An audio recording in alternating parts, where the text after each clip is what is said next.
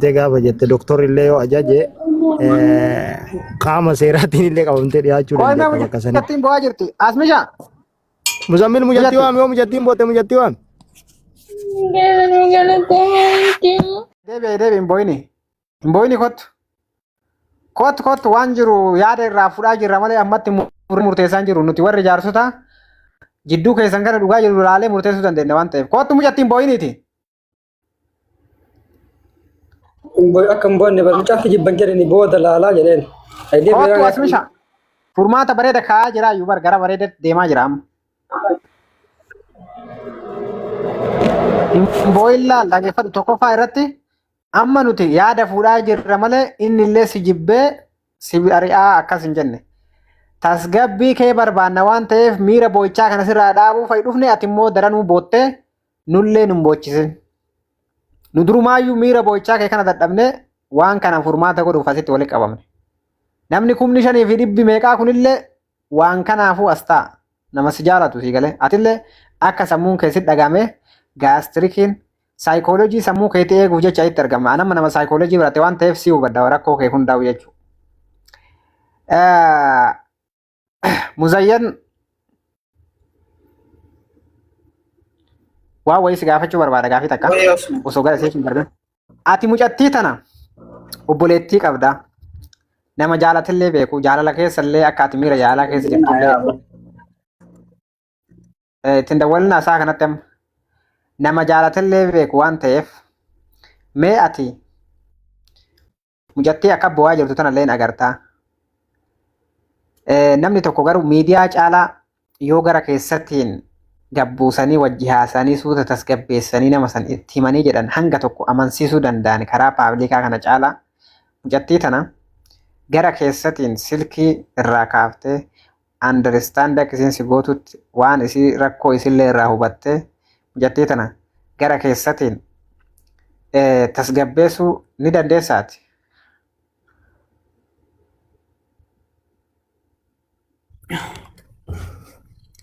Hin danda'u.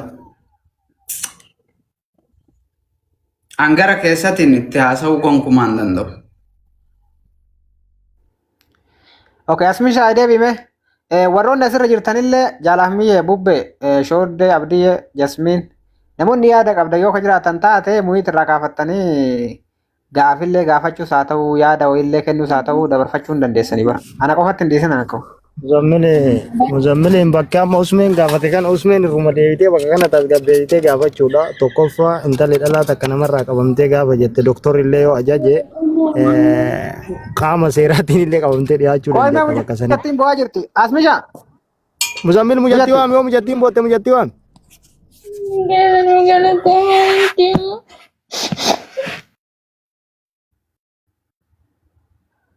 Kottu bayirni. Waay. Agaran taate. Ada rabbii geessanii jedha. Waa dubbataa tartee wallah lazee.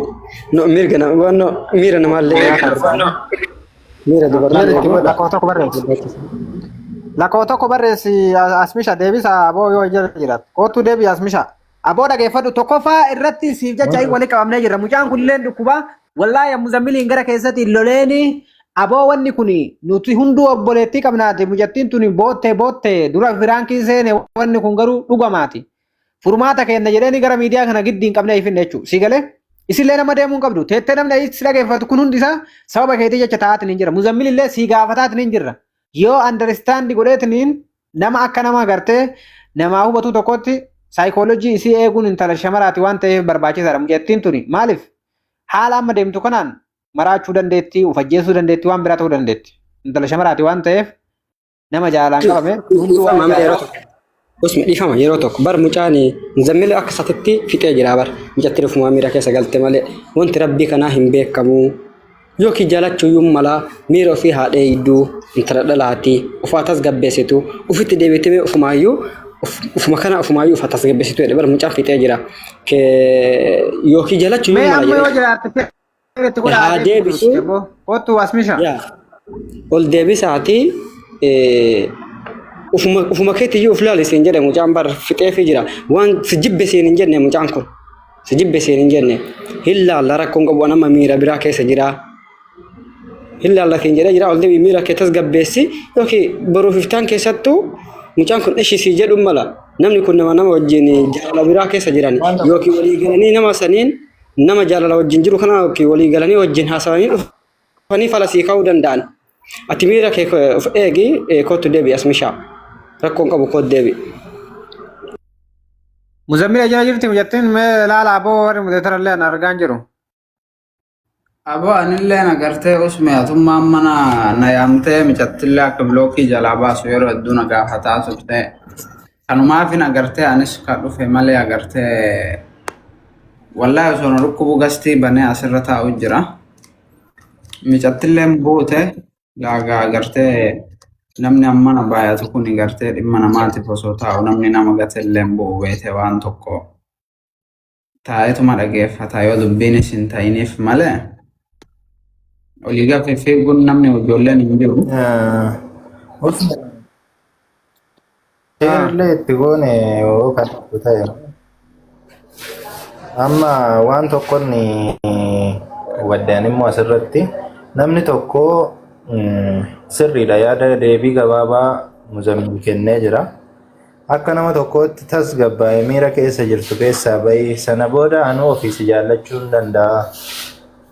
Garuu amma bakki isiin jirtu kun sirriidha. Ani nam tokko jaallatamuu danda'a. Dhufee miidiyuma gubbaa kanarratti nama 5,000 jaaluun duratti isin jaalladha deebii jedhu namaa deebisuu dhiisuu danda'a. Akkasittis jaalalli jaalala ta'ee gaafii jaalalaas namaa dhiyaachuun sirriidha nama hin yaadne keessaa isa tokko. Kanaaf isheen immoo hamma danda'amuun ishee qofa osoo hin taane namoonni waan akkasii keessa jirtan namoonni yaada akkasii qabu. Amma isheen kan ishee adduma waan akkana shakkaa turresi amma bo'anii kaanii irraa bu'uun immoo firaankii nutti illee fakkaachuu danda'a. Uummata 5,500 jala turee ishee ilaalaa turee ishee daawwachaa turellee uummanni illee shakkuu danda'a waan kana. Uummata akkasitti dhufee dhaggeeffachaa jiru deebiin dhimmi kun akka dubbatamee xumurumuu fi eegaa turee callisanii akkasitti irraa bu'uun illee amma sirrii miti jedhee yaada. Asma yoo siif danda'ame kottu ol deebii wanti jiru haa dubbatamu. Ijoolleen hunduu hojii qabu Muzammilin dhukkubaa hunduu dhimma isaa dhiisee dhufee kan inni as taa'uuf sababa keetiif.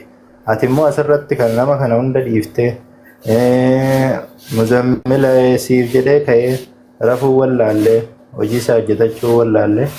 Kanaaf nu dhiistee bu'uun kee sirrii miti waan ta'eef kottu ol deebiiti yaada qabdu ibsadhu ammallee carraa sii kennametti fayyadamii jedhee tan dhaamsa siif qaba obboleetti ko.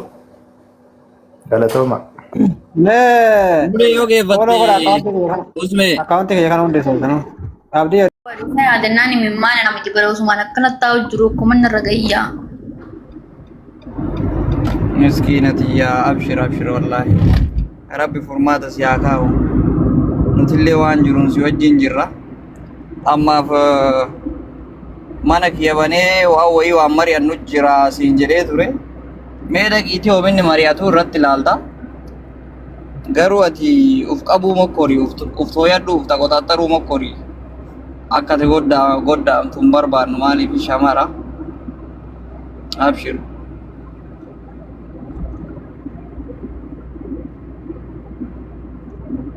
Dhageettee neetworkii qabe na fakkaate gaa'es mucayyoo. Asumaan anillee geema qaba gaa'es gaafa jirtaa. Beesifadhu tolchi beesifadhu Oromoo 2,200 jira.